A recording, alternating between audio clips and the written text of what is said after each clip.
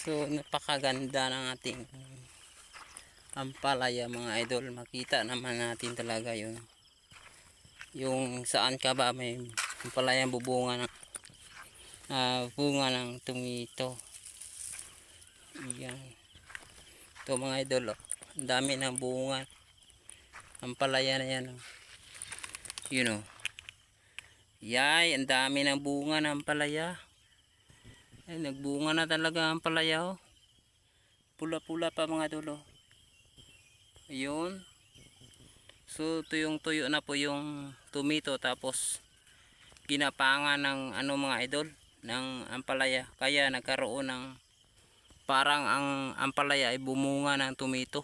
Yun, oh. Yun mga idol, oh. Makita naman talaga natin yun, oh. Ang ganda tingnan, oh. Ayan. So hindi na po yan pakinabangan. Sayang naman ampalaya na to, hindi nalagaan. Ayun. Yun mga idol, oh. Dami ng hinog ng ating bunga ng ampalaya. Idol, oh. Wow. Wow. O ganito talaga ang hinog ng bunga ng ampalaya, ay parang makasabi ka na ang dami ng bunga ng ampalaya na yan, puro hinog.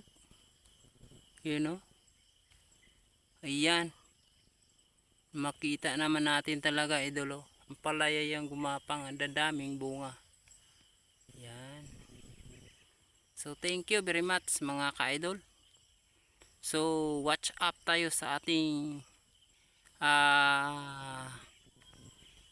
for today's video mga idol, dahil updated, matagal-tagal na po tayo hindi naka-updated sa ating video, kasi palagi tayong busy mga idol.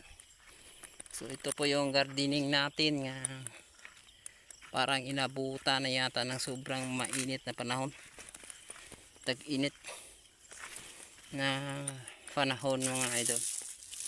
Ayan. Ayan. Ay dadaan daw. Ang ganda ng saging dito. Ang tataba mga idol. Talagang ganyan. Talaga ang tao. Ganyan talaga. Wala naman itong bunga dito idol. So oil back. Kukuha tayo ng kangkong para sa ating alagang baboy. Ay pwedeng kakain yun ng kangkong.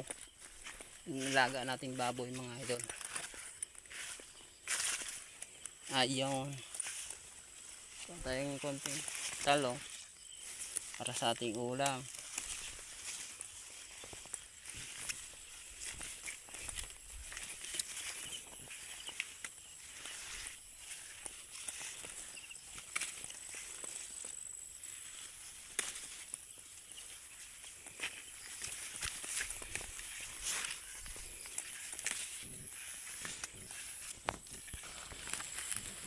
So ito po yung kangkungan natin mga idol.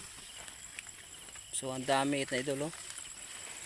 Kala mo tinanim talaga, pero hinayaan lang yung dito mga idol na tumubo lang. Yun, oh. Napakaganda, parang inalagaan mga idol. Ayan, ito tayo, kuha tayo para sa ating alagang baboy mga idol na kumakain lamang ng kangkong, di ba?